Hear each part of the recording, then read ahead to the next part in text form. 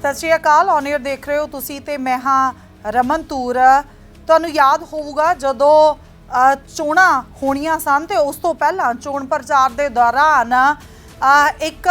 होर बड़े तरीके दे नाल दौड़ लगी हुई सी सारियां पार्टियां दे दरम्यान कि लोकां नूं किस तरीके दे नाल अपने वल खिच्चना है। उहदे विच हर एक पार्टी एक दूजे तो अगे दौड़ दे विच शामिल सी ते एक दूजे नालों वड्डे वड्डे वादे करन दी दौड़ दे विच भी सब तो अगे दौड़न दी कोशिश कर रही सी। सो उन्हां सारियां चीज़ां दे विच वादे कीते गए ते उन्हां नूं वादियां नूं पूरा करन दी कोशिश दे विच जिहड़ी आम आदमी पार्टी मूरे सी ते वो भी वादे जिहड़े जरूर कीते गए सी आम आदमी पार्टी दे वल्लों कि साडे सब तो पहला वादे पूरे भी कीते जाणगे। सो वादे पूरे करन दी कोशिश दे विच आम आदमी पार्टी हुण नज़र आ रही है और ये जिहड़े वादे पूरे करन दी कोशिश पहले 2-2.5-3 महीनों दे विच ही करन दी कोशिश की जा रही है कि तुसीं जिहड़ियां अगलियां वोटां पाओगे सानू इस बिना दे उत्ते पाओगे कि असीं काम करके दिखाए, ना कि असीं ये कह के मंगांगे कि सानू अगले 5 साल होर दे दो जी फिर असीं काम करांगे। सो इन्हां सारियां वादियां दे विच जिथे होर बहुत सारे वादे सीगे कि तुहानू सेहत सहूलतां दित्तियां जाणगियां, तुहानू सिੱਖਿਆ बहुत वधिया दित्ती जाऊगी, उत्थे ही एक वादा ये भी सी कि तुहानू बिजली दे जिहड़े यूनिट हैगे आ ओह किते पहला कुछ पार्टियां ने 300 यूनिट कहे सी, फिर 200 यूनिट कहे सी, फिर आम आदमी पार्टी ने 600 यूनिट जिहड़े आ ओह मुफ्त देण दी गल कही सी। सो जिहड़े वो 600 यूनिट फ्री देने सी ओ 1 जुलाई तो 600 यूनिट जिहड़े आम आदमी पार्टी ने वो फ्री देने सी ते 1 जुलाई तो ये जिहड़ा बयान दिता गया सी वो 1 जुलाई तो लागू होना सी। 1 जुलाई लंघी नूं अज 20 दिन हो गए है और इन्ने दिनों तो जिहड़े लोग हैगे वो आम आदमी पार्टी दी सरकार दे इस बयान नूं लागू होण दी जिहड़ी उडीक कर रहे आ ते हुण लोग इस भंबल भूसे दे विच है कि नोटिफिकेशन जारी क्यों नहीं हो रहा। 600 यूनिट फ्री हो गया। आम आदमी पार्टी जिहड़ी वो कहंदी है कि असीं इस बयान दे उत्ते जिउंदे त्यों बरकरार हाँ, पर इस तो पहला एक होर जिहड़ी चीज़ां नूं लैके कन्फ्यूजन सी कि इन्ने यूनिट आ, फिर जे 1 यूनिट वध घट मचदी आ उहदे तो बाद लोकां नूं इस चीज़ नूं लैके कन्फ्यूजन सीगी कि किहदा बिल माफ़ होऊगा किहदा नहीं होऊगा। उस तो बाद SC BC जनरल कैटागिरी उन्हां दे विच्चों किहदा होऊगा किहदा नहीं होऊगा, इस चीज़ नूं लैके बहुत सारियां कन्फ्यूजन जिहड़े सीगे उन्हां नूं लैके वो जिहड़े क्लीयर कीते गए। हुण नोटिफिकेशन दी वेट की जा रही सीगी, उसनूं लैके जिहड़े आम लोग वेट कर रहे हैं कि माफ़ी दा नोटिफिकेशन जिहड़ा वो क्यों नहीं आया, उस चीज़ के इंतज़ार दे विच लोग 1 जुलाई नूं होना सी।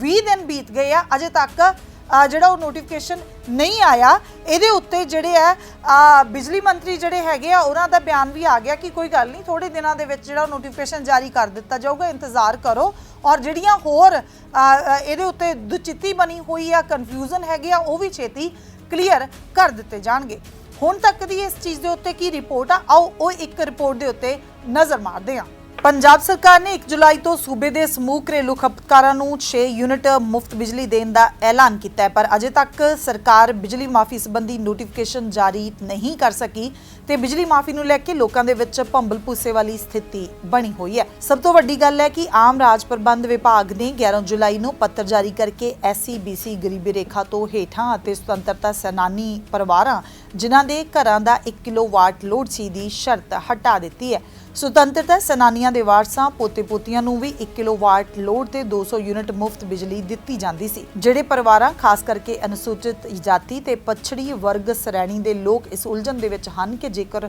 ਉਹ 600 यूनिट तो उपर बिजली की खपत करते हैं तो उन्होंने 601 तो उपर खपत होने वालियां यूनिटां का भुगतान करना पवेगा या फिर सारियां यूनिटां भाव 1 यूनिट तो लैके 601 यूनिटां तक का पूरे बिल का भुगतान करना होवेगा।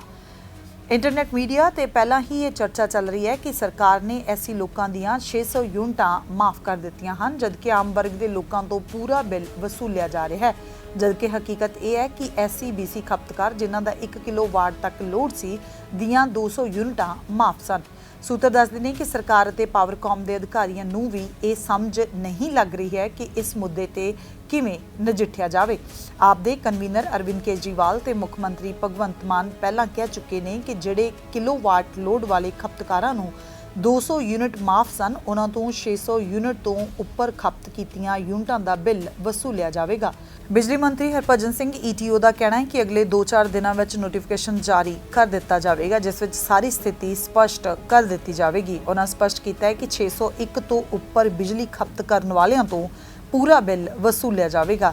ਉਹਨਾਂ ਕਿਹਾ ਕਿ ਗਰੀਬੀ ਰੇਖਾ ਹੇਠਾਂ ਰਹਿੰਦੇ ਪਰਿਵਾਰਾਂ ਤੋਂ ਹਲਫਨਾਮਾ ਲਿਆ ਜਾ ਸਕਦਾ ਹੈ। ਬਿਜਲੀ ਮੰਤਰੀ ਨੇ ਦਾਅਵਾ ਕੀਤਾ ਹੈ ਕਿ 600 ਯੂਨਿਟ ਮੁਫਤ ਸਕੀਮ ਤਹਿਤ ਕਰੀਬ 55 ਲੱਖ ਬਿਜਲੀ ਖਪਤਕਾਰਾਂ ਦੇ ਬਿੱਲ ਜ਼ੀਰੋ ਹੋ ਜਾਣਗੇ।